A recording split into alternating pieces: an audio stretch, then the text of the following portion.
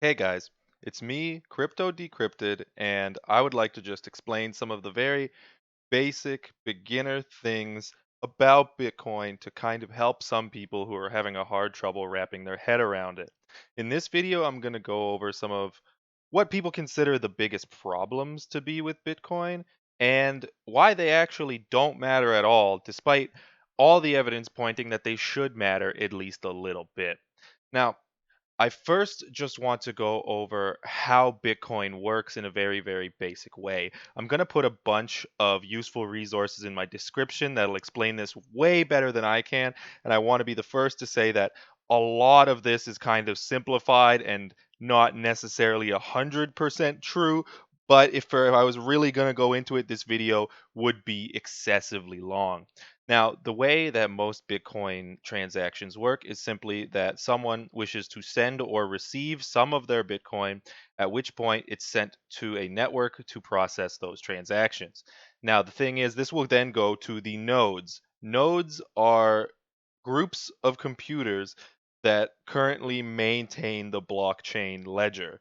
Now, let's get to what that is exactly. That is pretty much what this part of the screen is trying to explain is that just that all transactions are bundled together in groups of 1 megabyte, and that is a block. It's not a real block, it's a data block.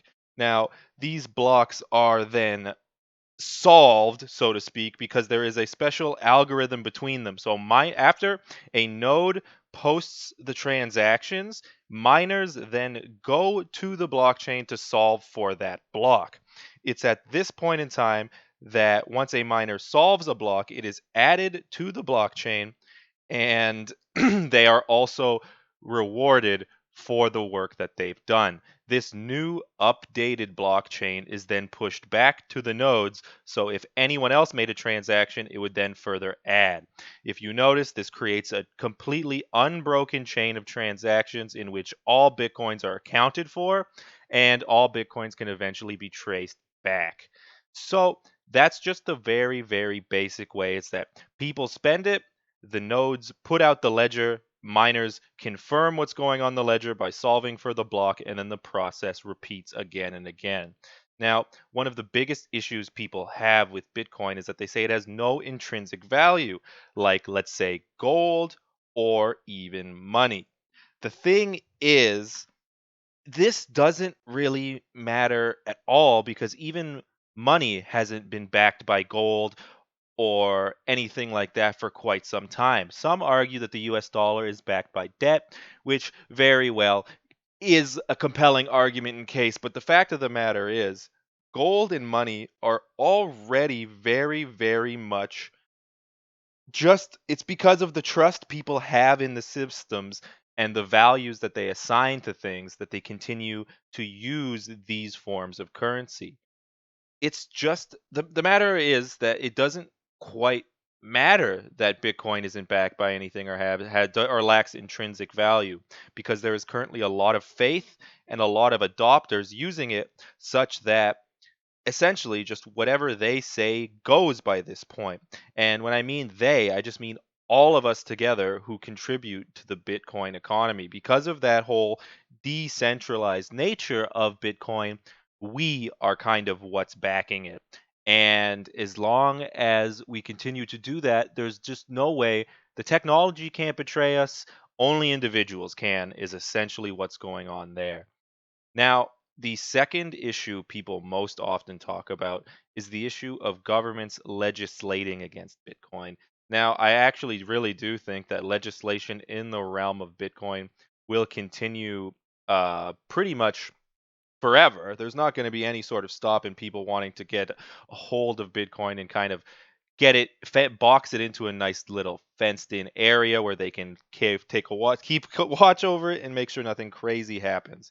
But the thing is, there are so many big adopters of Bitcoin now and so much money in it that the government can't do a blanket ban or outlaw of Bitcoin without stepping on some serious toes, including toes that they need excuse me, to be explicitly unstepped on when it comes to, let's say, campaign donations or this and that. There's enough of the financial system seriously bought into Bitcoin by this point in time. And by that, I mean there are banks that offer Bitcoin futures. There are tons of legitimate financial institutions that, while they may not allow you to buy Bitcoin, they are doing lots of financial things directly related to it and in a way that is beholden to Bitcoin. So, government legislation isn't really an issue whatsoever. In fact, I would even say that government legislation is improving the adoption and the trustworthiness of Bitcoin because they are forcing exchanges now to do more in the know your customer and compliance sector when it comes to taxes. So while it may be less convenient to buy bitcoins as an individual as governments legislate exchanges making sure they know who they're buying from, that the money used to buy these bitcoins is not the proceeds of crime, it's actually increasing how much people who matter and who still need to come into Bitcoin, how much they can trust it. By giving exchanges and financial providers in Bitcoin the security the security they need to run their businesses, it's much more likely that they will get into it in the first place. Another place where you're likely to see a lot of legislation is to decrease the success and frequency of ransomware attacks in which a computer system is held hostage and bitcoins are you must give the attackers bitcoins before they release these systems. I would imagine a lot more laws are going to come to either disincentivize that or just make it less worthwhile in general, but Bitcoin is not going to be legislated away anytime soon. Now, another concern people practically always bring up to me is what do you do if the exchange you're using just runs off with your money, or what happens if the person who runs the exchange dies in India, a la Quadra CX?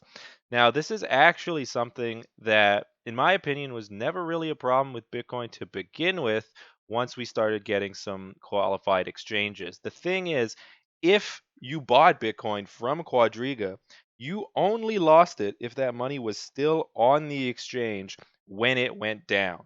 Now, in general, people should be, if you're going to use an exchange, which I do, it's extremely easy way to buy Bitcoin, but after you've purchased your Bitcoins, it's essential that you move the money from the wallet on the exchange to a private wallet controlled by you.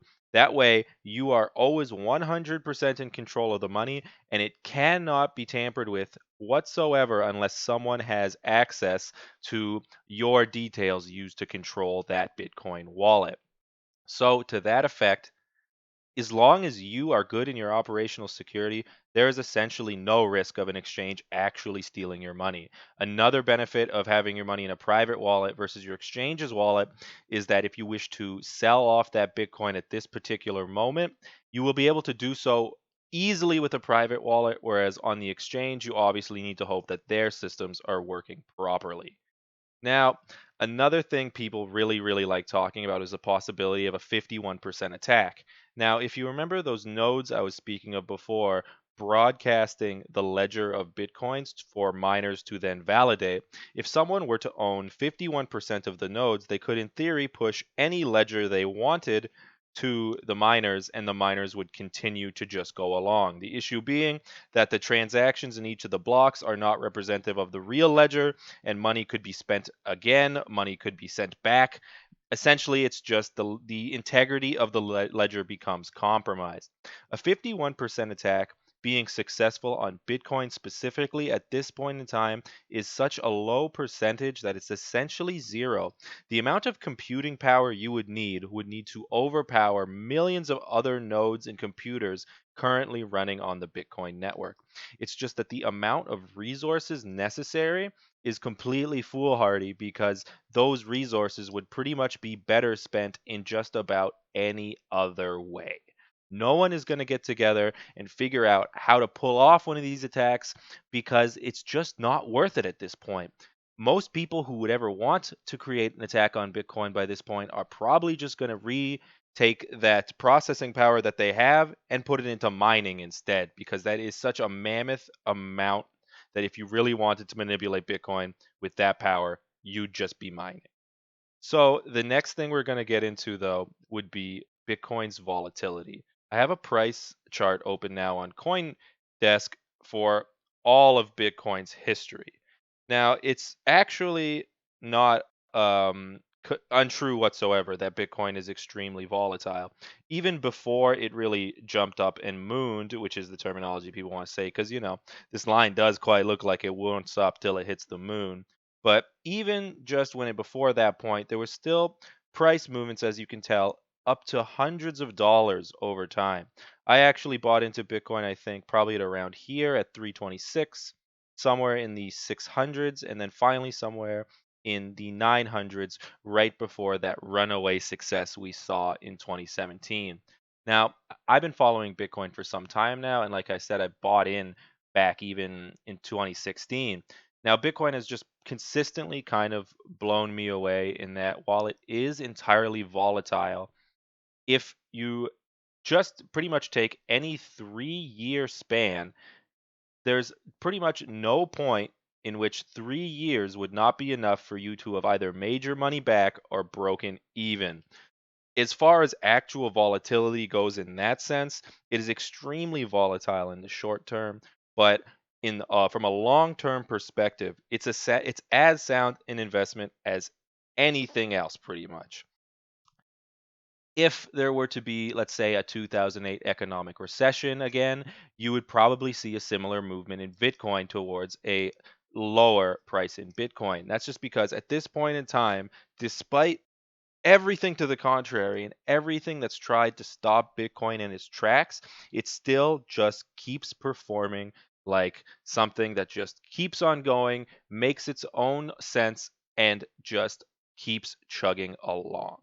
But we're going to move on to the next thing now because the volatility thing, now this is something that's pretty much up to you to decide if this really is an issue or not. To me, it's not simply because it's gone up over time consistently, and every time I've thought that it just can't possibly have another zero added to it, it happens again and again and again. It just seems to go up, and it does plateau for long periods of time, but these periods of time never appear to last longer than 3 years. Therefore, if you were to wait like 6 years or so, it's likely that there would be at least two boom and bust cycles you could have participated in, and it's highly unlikely that you wouldn't have made some money therein. But the next issue when it comes to Bitcoin is the potential for scams. And that is a bit more difficult for a lot of people to swallow in that Bitcoin itself, it is extremely difficult for your money to get stolen or scammed from you when it's sitting around doing nothing. When your money is in your wallet and there's nothing going on with it, there's just not many ways anything can go wrong because the ledger will always confirm that you have that money. And unless someone with your special keys that control your wallet makes a transaction, that just simply won't change. Scams and problems with Bitcoin when it comes to paying people and actually receiving the service you've paid for has a lot more to do with individual trust and all of that. Because of what I just explained with Bitcoin, people are the bank as opposed to the bank, right? The security from a bank is that they are able to keep the money safe, no one will be able to steal it, all of that. In this, people are their own bank because there isn't a centralized system. The reason why I think that this problem doesn't matter is because there are more and more services that either work as brokers for people willing to make transactions in Bitcoin or another form of escrow, or in general just these people are putting their trust on the line, and they have put so many years and so much effort into doing so that it's actually extremely trustworthy. I'm actually kind of a bit of an arrogant knob too, in that I think, well, I haven't been scammed using Bitcoin because I only send it to trustworthy people. And while that has been true for the time being, I'm still just extremely careful with who I send my money to, and because of that, I have never had a single issue. The next problem people always bring up to me is how are you even going to spend it? No one wants to adopt it, no one wants to accept it. And the thing is, that's just completely wrong. This is just a very simple article I found online going over some major retailers that will take it. But I'm even seeing minor retails begin to take Bitcoin at this point, and it's actually a lot easier for people to trust the transactions made in Bitcoin because of a lot of the strides made recently. Even the news of Elon Musk buying billions of dollars in Bitcoins, even if that does not convince you that there's something worthwhile happening here, there's just more and more places willing to do transactions, which just increases the likelihood that if you buy Bitcoin, you'll be able to get rid of it at a fair market value. The next thing, though, is actually a very, very relevant and useful quip that people bring up about Bitcoin, and it's that it's extremely difficult to use for everyday transactions. Bitcoins themselves definitely are. I will not lie and say that they're not, because actually sending off Bitcoin is kind of a technologically intensive process compared to, say, just entering your credit card or swiping your credit card and hoping for the best. It isn't I don't really ever think that you're going to be, let's say, buying pizzas or paying your electricity bills in Bitcoins. But the best part about Bitcoin, in my opinion, is that it has established itself as kind of the king of all cryptocurrencies. So in a lot of ways, a lot of altcoins are almost backed by Bitcoin because you are able to take those altcoins and directly trade them for Bitcoin whenever you want. So a less volatile, more stable coin is something that's definitely more than likely going to be used for the everyday transactions. But before those are cashed out into actual physical dollars, I can all but guarantee they will be exchanged for Bitcoins, at which point someone will either decide to get the full dollar amount from them or to continue holding and hope that their Bitcoin appreciates. So it is difficult to use Bitcoins for everyday transactions, but it won't matter. It already doesn't matter, to be quite honest. The last issue I'm going to talk about, I really don't have a nice picture for it, but the fact of the matter is that cashing out, people always ask me, the problem is I can't cash out. How am I going to get my money even if I had all the Bitcoin in the world, worth all the money in the world? And is Bitcoin a reliable store of value? At this point in time, there are enough exchanges and enough websites like Local Bitcoin where you don't even need to use anyone else's services, where you are able to easily trade Bitcoin for cash. This is As the years go on, this problem becomes less and less of an issue. And I would not doubt that if someone is watching this video a year after I've posted it, that this issue might not even be one that comes up whatsoever. As more and more solutions are coming up for Bitcoin, it's becoming easier and easier to cash out. Now, with the store of value issue, this one is a little bit more multifaceted, and it's that a good store of value is something that can easily be switched from what it is into money. This is termed liquidity. So a good store of value is liquid, stable, and and it's very, very unlikely that you'll cash out and less money than you put in. On the short term, as I said, Bitcoin may or may not necessarily be the most reliable store of value. However, its liquidity increases each and every year as more and more people give solutions for those who wish to trade and use Bitcoin.